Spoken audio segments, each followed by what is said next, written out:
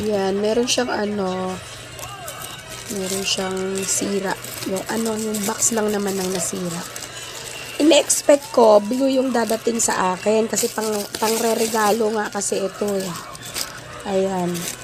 Ine-expect ko blue yung dadating. Kaya nga dun ako sa tawag nito, sa variation na worth 500 kasi nga nakita ko naman doon na mga blue yung mga dumadating.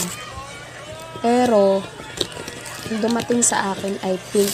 E di sana kung alam ko lang na pink pala, e di sana doon na lang ako sa variation na mura.